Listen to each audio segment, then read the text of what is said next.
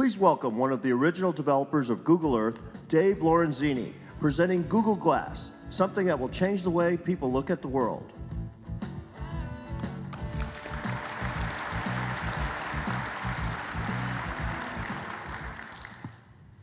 Hey everybody, good morning, and exciting times here. We're gonna have some fun. I'm struck by the point from Thornton about how do you know you're in the moment when everything is going on around you. And it's been 15 years of Realcomm, of Jim and Howard and guys pushing things forward, and we're finally at a point here. We've always been talking about when can I stand in the middle of the street and just look around and see listings available for sale and look through buildings and really, experience a place in a new way. And there's a couple of things happening here that make all that possible. So we're gonna have some fun and dive into a little demo of what Google has released here. And what we've got is basically a display that you wear like a pair of glasses. And you got to understand here, this is basically the first foray into this new form factor of delivering information and things to you in a new way. So they're never going to look like this going forward. They're just going to blend into your sunglasses and other things and become a part of your eyewear that you wear. So really simple way. The little black screen up on the thing that you're seeing is what I'm seeing on my display. So it's a voice-controlled technology. All I have to do is say, "Okay, glass, take a picture," and boom, there's a Realcomm crowd and the ability to jump into somebody else's experience and share viewpoints or broadcast your experience to other people. It's really a transcendent kind of thing, and we're gonna dive into a few things about what that is and where it takes you. So again, you got to think about this in terms of beginnings, and where we're at is literally back in the 80s and 90s, where you have these new types of devices that enable new kinds of communication and visualization and information retrieval. It's nuts. So it's basically an Android phone that they've put with a little projector and prism that gives you a floating transparent screen, and it'll be out later this year. Cost around $500 total guess, but basically, again, it'll be cooked into the glasses that you buy normally from Oakley or Revo or Ray-Ban. There's one company that owns all those guys, and they'll be building smart glass powered by Google.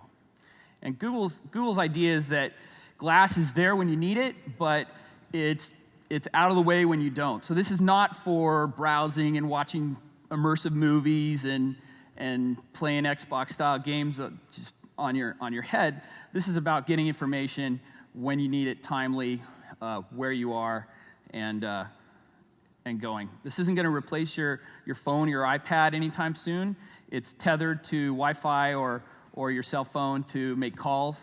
But I can say, "Okay, glass, make a call to Tiffany," and my wife is in my head instantly, basically sharing your view, doing whatever you want to do. So this is also not an intentional effort for Google or other folks to turn us into these zombie cyborg nation, but I'm not saying it's not going to happen. It's just it's not intentional. And there's lots of issues with privacy and things that we're going to come to grips with as a society that's always on and always connected. But really, if you want to understand these things, you take them to a school and you see how the kids react and how they use it effortlessly and how they adopt it, without question. So really, this is not a device from our time. This is what's next, and it's just getting started.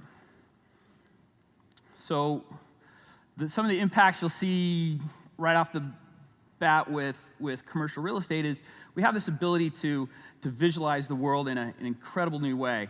I'm working on a company that allows you to, called Cube Cities, that allows you to fly into a map of a city and do a search and turn on the lights in the buildings where the listings are, or visualize the energy or other kinds of aspects of the property.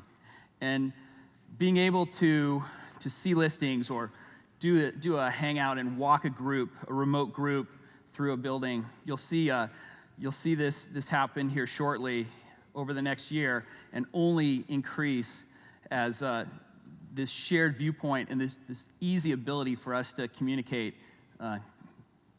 keeps increasing. You can look into a building and drill into the any kind of information associated with that thing, and it's almost like having a little expert on your shoulder, where I might not know how to repair this HVAC fan motor, but someone remotely can see what I'm seeing and then push me instructions and other kinds of things to help me accomplish almost any task. And it's really an incredible way to connect to people.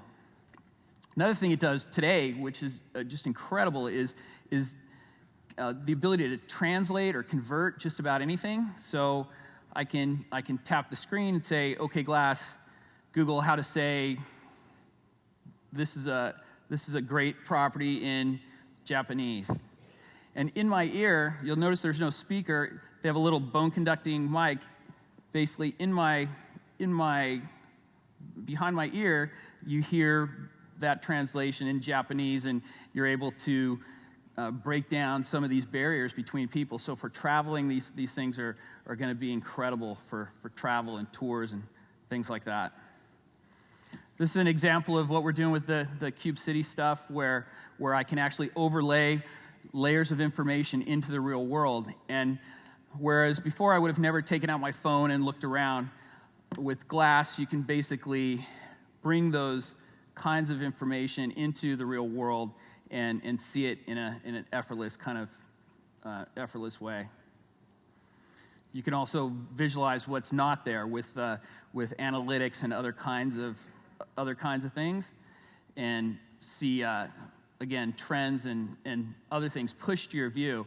But really, what we're getting is this incredible perspective. This is a view of all the current listings in Vancouver, overlaid exactly where they are on the floors, dynamically generated from a listing service. So to be able to sit in an airplane and look out the window and see the city in a way like this, we're truly entering an age of just incredible imagination and innovation, literally at the speed of thought. If you can think it, we're able to visualize and bring that vision to life.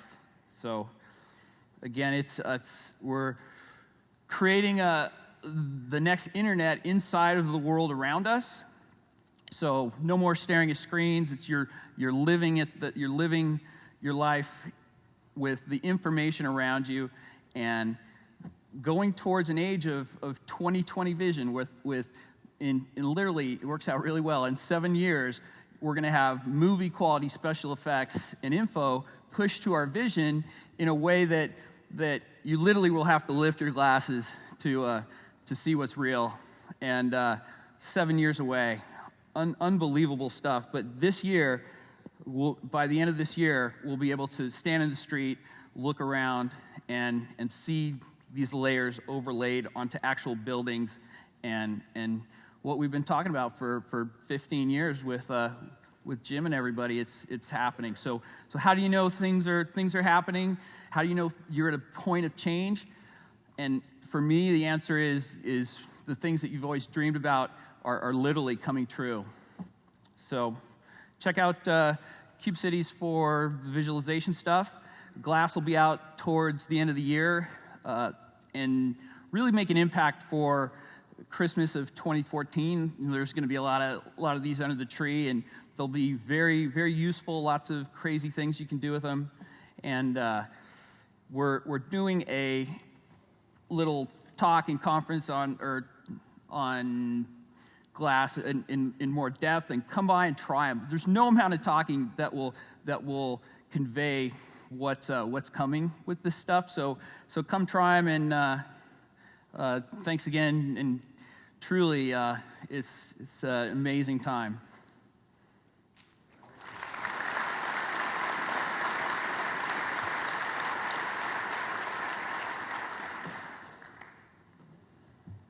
With over 25 years' experience in managing software companies and a reputation for leading innovative product development, branding, and positively impacting the bottom line, we're pleased to introduce Tritium's President and General Manager, Nino DeCosmo.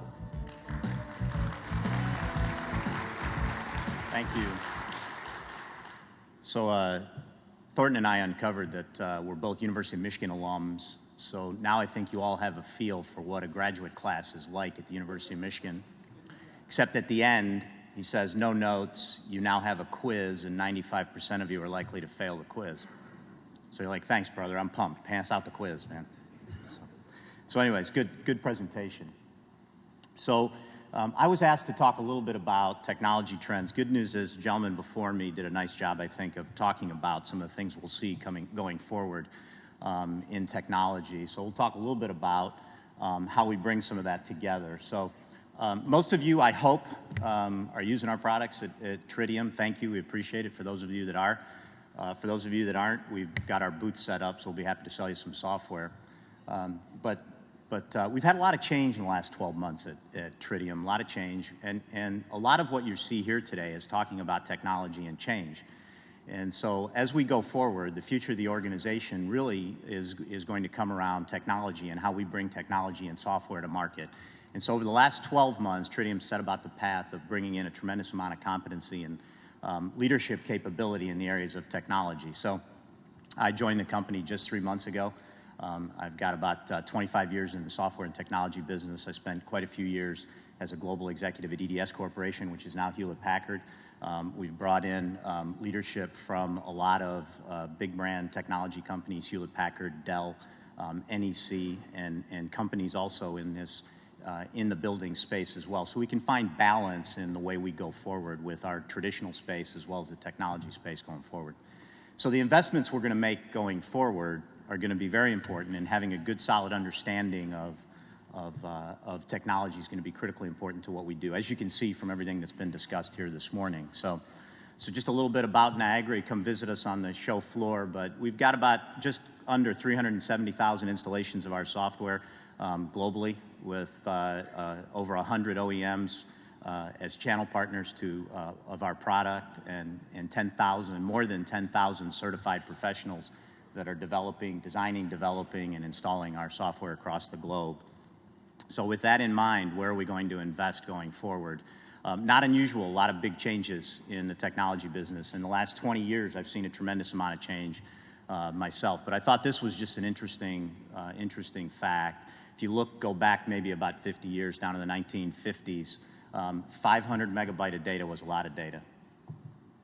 500 megabyte of data was a lot of data. I just purchased a small little USB jump drive maybe a few weeks ago for $16, 32 gig, and it's actually a little cartoon character. My kids got it for me. It's a little Martian from the Bugs Bunny cartoons. 32 gig that guy holds.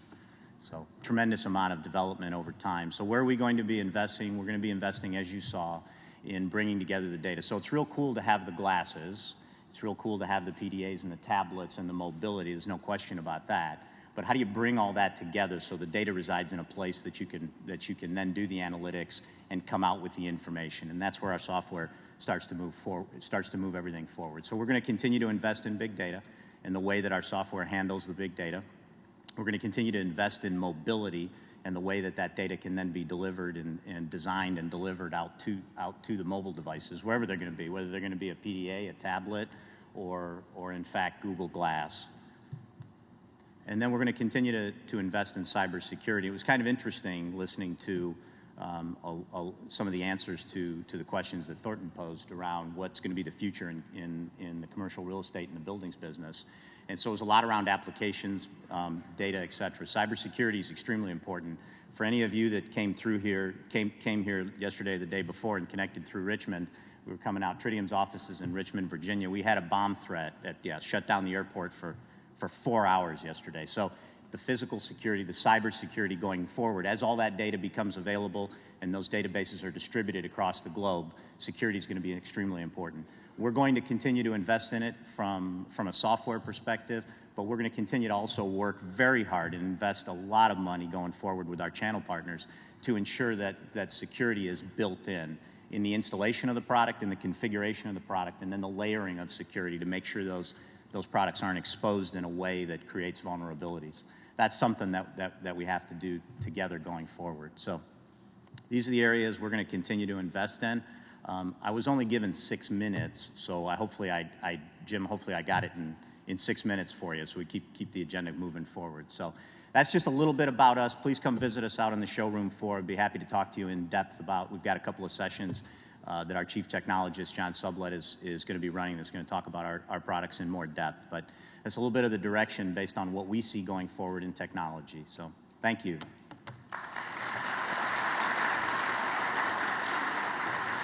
Please give a warm welcome to Realcomm and IBCon CEO and founder, Mr. Jim Young.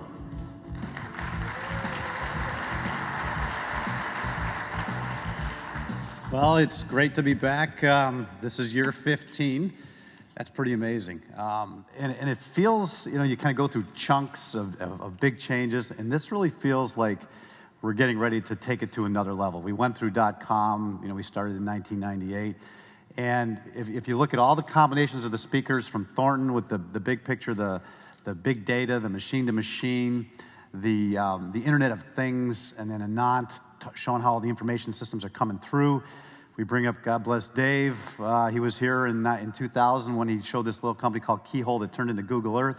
So I think he's got some credibility. I think he's right. I think the way we look at data, visualization is kind of new. And then you tie it into the discussion with Tritium and all the building systems that are going to manage this data, and where does that data go and how do we connect it. It feels like we are absolutely jumping the jumping the chasm. The paradigm is shifting, and that's why we call the theme revolution. And the other thing I'm noticing from our vantage point is there's a divide. There are those who are getting it. They're getting it strong. You've brought 5, 6, 7 people to the conference.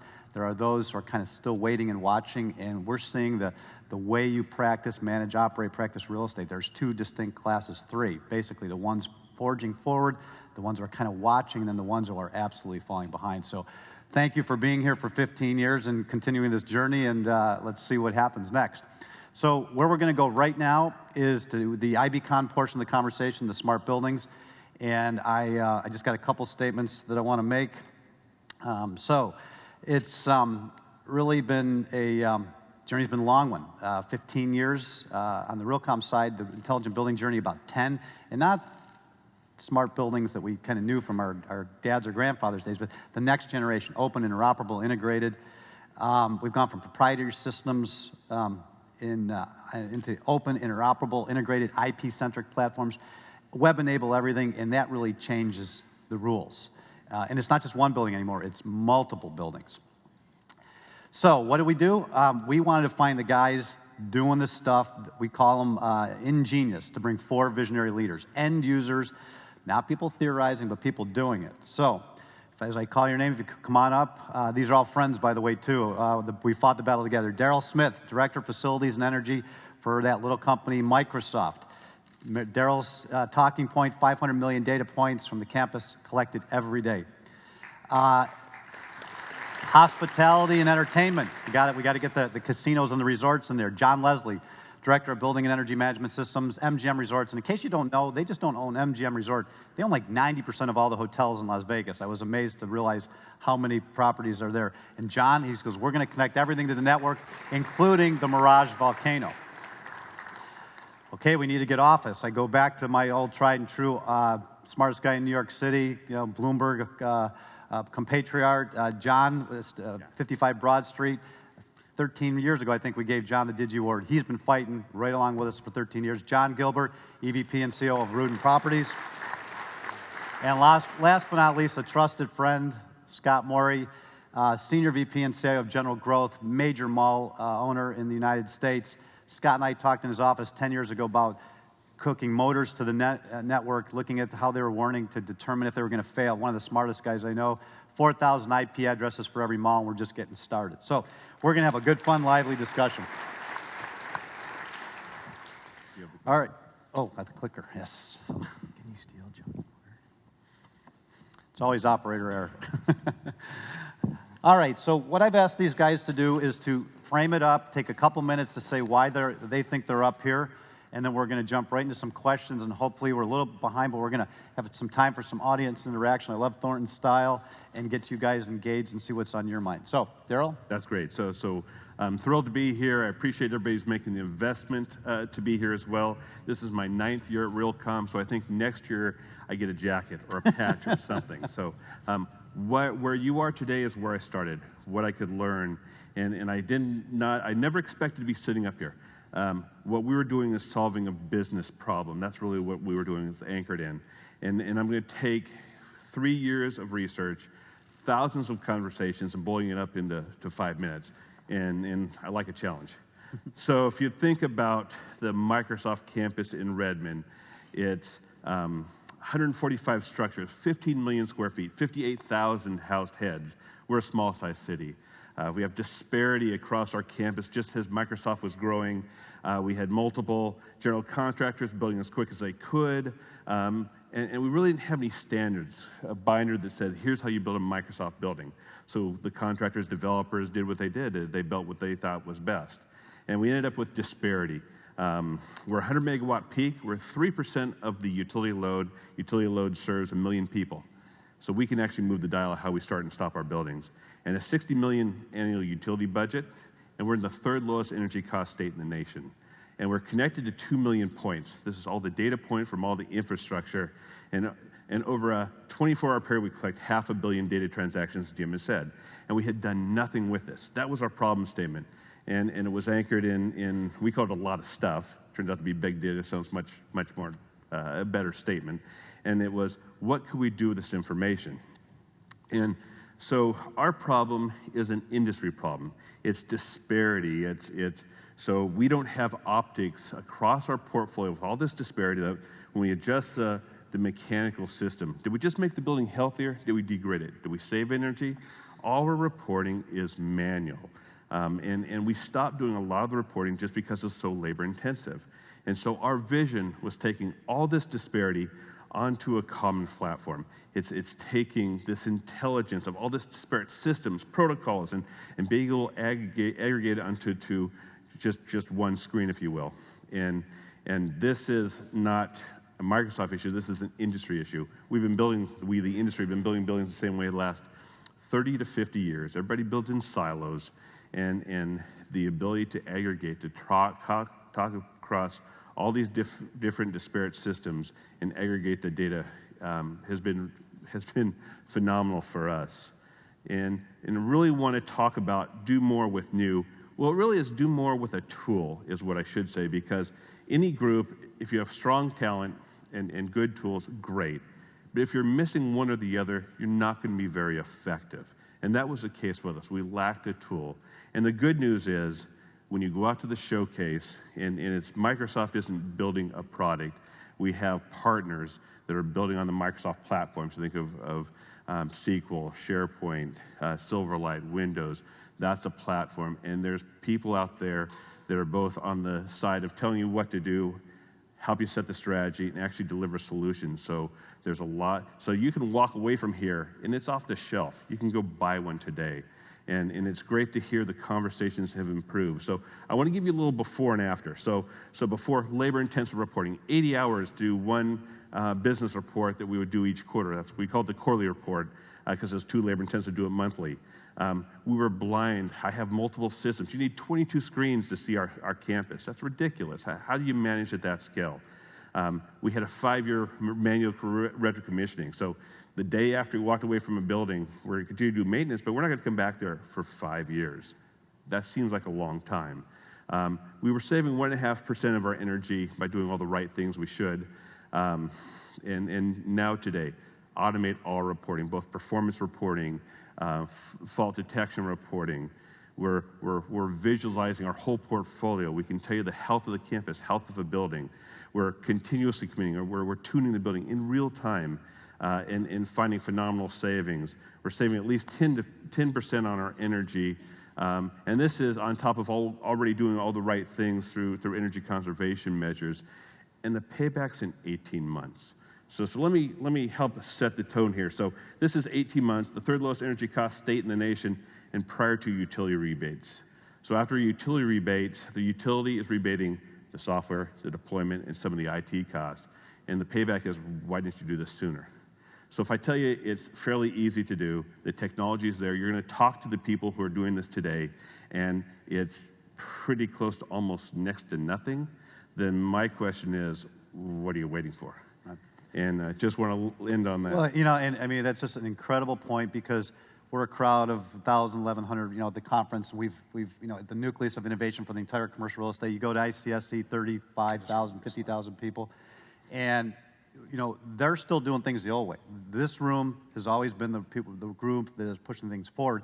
But I think all these ideas that you're talking about are about to jump the chasm, start the revolution, because I think the rest of the real estate world is understanding that we've been thinking about for 15 years is real. It is coming together. And when you show 18 months return on a campus the size of Microsoft with the results you're getting, that's real stuff. Nobody can ignore it anymore. Absolutely can't ignore it.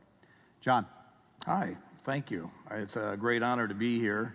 It's actually, I got up at 2 o'clock in the morning, Las Vegas time, so if I kind of doze off, feel free to slap me around. But I work with Mgm Resorts, and a lot of people don't realize we own most of the hotels on the Strip. And starting out with Bellagio, Monte Carlo, I won't go through the list, but MGM Grand, all the good hotels, the Mirage. And we also own 3 other hotels throughout the United States, 7 other ones in Nevada other than Las Vegas. And we also have 3 hotels in Asia, which I was fortunate enough to help do the startup. And we're building a hotel in Maryland, and we're going to be building a hotel in Massachusetts. And so we're moving around, and it's a great opportunity. And my big challenge is, how do you get a handle on all these different hotels and the energy usage and the control and all that, how to put it under one program. And fortunately, I have a great relationship with the Tritium people. I've been working with them for the last few years.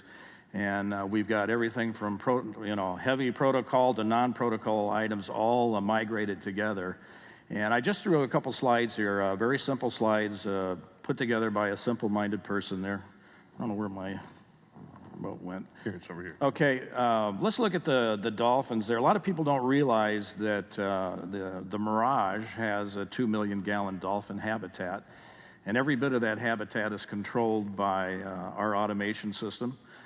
We also have a saltwater plant that produces 200,000 gallons of water a day should we need it. The Mirage also has a $30 million volcano, which has 200 different shooters. That's all controlled through our Tritium system. And it was a closed protocol that was done by the inventor, a wet design. But now I've been able to interface that. So next year, I promise we can control the volcano from an iPad. So. Yeah, we were trying to get John to turn the volcano on from stage, and security reasons, maybe we shouldn't actually do that. But actually, I have that off. That's not on our backbone for the security for the hotel, so I can do that now. So okay. That's a big advance. Up on the upper left-hand corner there, that's a hotel in Sanya, China. The one on the center on the bottom, that's a hotel in Macau, China. And that was the biggest challenge because, unfortunately, some of the the people that we need to help operate these properties, the technology's not there for the quality of the workmanship there. And so I'm watching those constantly.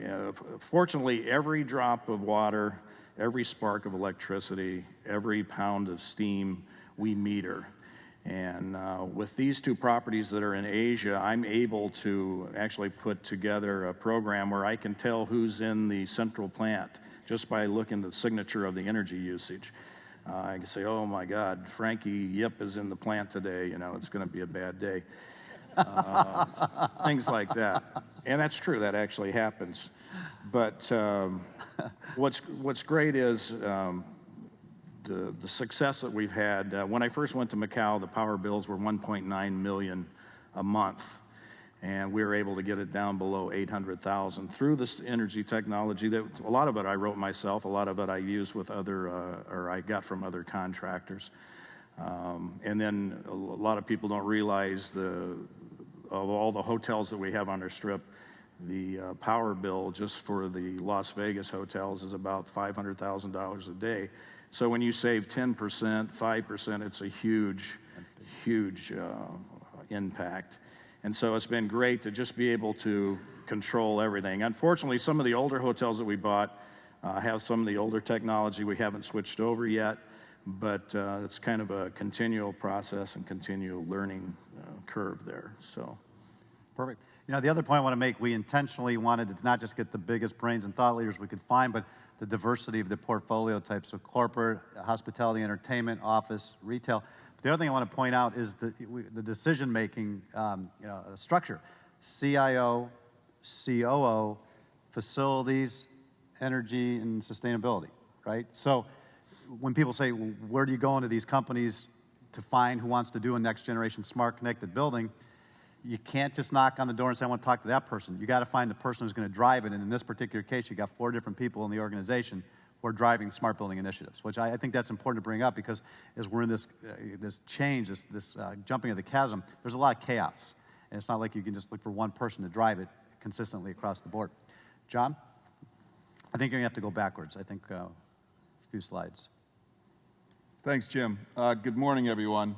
During Thornton's exercise, I had a flashback to my college physics class, and the professor was making sure that we understood the first law of thermodynamics, which is that energy can't be created or destroyed, it can only be transformed.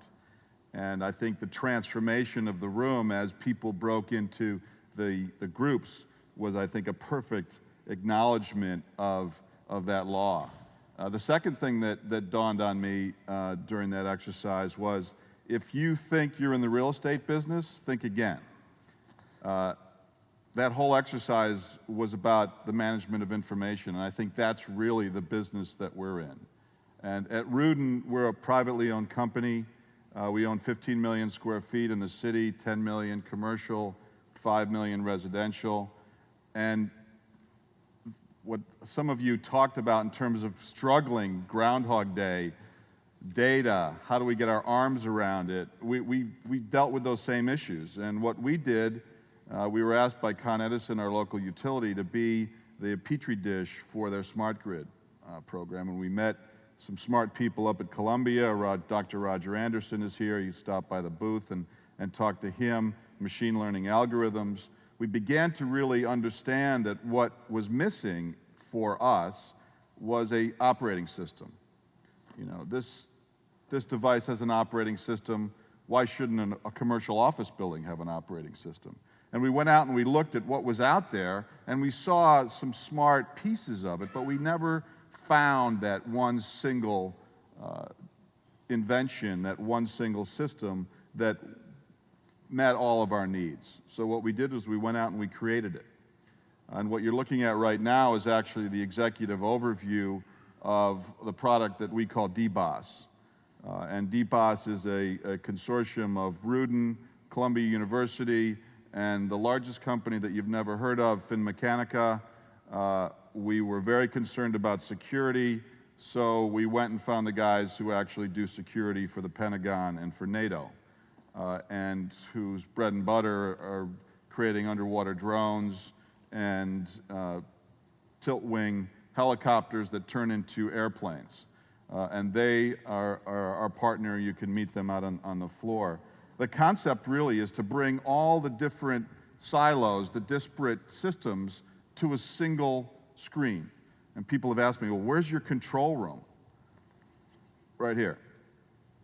Everything that you see can be accessed from a mobile standpoint, any computer, any iPad, iPhone, BlackBerry, all of our guys have these devices. So what you see is over the top, and I'm not sure you can see it, but it's temperature, it's BMS, energy, fire safety, elevator, access control, and then the secret sauce, which is the total property optimizer. This is what I see in the morning. Red, green, yellow.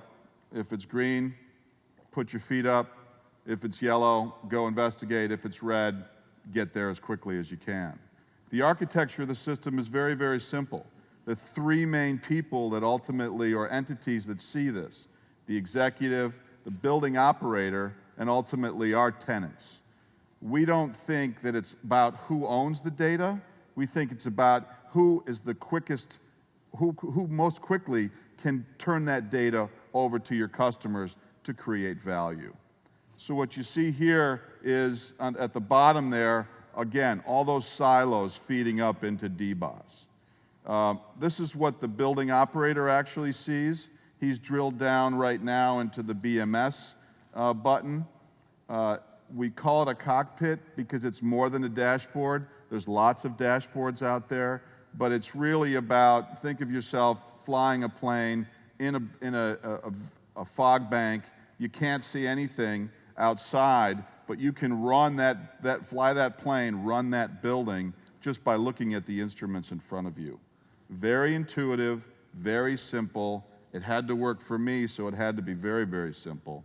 And that's why we went with the color coordinated. This, I think, is the most important piece, because what it does is it allows us to turn this data back to our tenants. What you're looking at right here are two separate tenants. One on, I guess, to your left, they have a base load to peak load ratio of about 60%. What that means is that at 3 o'clock in the morning when no one's in the office, they are consuming 60% of the energy that they would consume at their peak load. Craziness. The amazing part of this is when we sit and we show our tenants these numbers, let's say John is the boss and Daryl is the guy who is supposed to be running this. The boss whispers to Daryl and says, "What the heck are you doing at 3 o'clock in the morning? You're burning kilowatt hours that is a total waste." So by turning this information back to our tenants, which we think we didn't expect it to be as important, this is the most important piece. This is where you really get into solving the 60% of the problem by influencing behavior. All of us have built, designed LEED Platinum buildings. That only solves 40% of the problem. This is the 60% of the problem. Here's your peak load, here's your base load, here are the things that you can do, the steps you can take to solve that problem, to decrease the amount of energy you use and save a lot of dough. Tenant on the right, it's a 33% base to peak load ratio. Much better at what they do. What we're hoping to get into is some competition within our tenants. You're doing a great job. You're not doing such a great job. You need to do a little bit better. What has it done for our building, 345 Park? Its first 6 months, over $500,000 in operating savings. Just by doing what we do better. Just by using those Columbia machine learning algorithms to set points of our chillers, so when the engineer goes home the night before, he knows exactly when he's turning those engines on the next morning. We've analyzed 5 years worth of BMS data, controlled about 15 different variables that ultimately lead us every night to that point. You miss that by a half an hour, it's thousands of dollars multiplied by 365. This is really what it does and how it does it. I won't get into all those details. You can read the slide or stop by the booth. This is the other surprise for us. The Holy Grail in New York right now, after Local Law 87, is continuous recommissioning. Is once you get that building tuned up, is how do you monitor that building remains tuned up? My first car, it was a 1964 Jeep, and I remember setting those points, replacing those plugs, and invariably, it was a pretty old, junky car, that it was out of tune 3 days later. Well, I didn't have the tools that ultimately allowed me to monitor that and to correct that situation in real time. DBOS does that. The other piece that we're using in situational awareness, and we're using 3D heat maps. This is actually heat maps of 345 Park in the morning and the afternoon, so that the building engineers can literally see a visual and to see what's going on from a temperature standpoint in that building. You know, the bottom line is that it's really all about information. It's really about understanding what business that you're in, having the tools to ultimately do that job, and then once you have that data, to give it to your customers. And we're very excited about this. The folks from Finmeccanica have really done an amazing job of taking this concept and putting it into an amazing product. So we're excited about what it brings to us in the future. You know, what's really interesting about John's perspective is, you know, I know a lot of real estate people. He's a good real estate business person, understands the dynamics of deals, and, you know, but he also understands the raw operational aspects, but he's got an understanding of the technology that you don't see in too many executives. So he's been able to, you know, no more committees for John. I mean, John sees it, he understands it, and by virtue of this partnership, I think are having some really, really great results.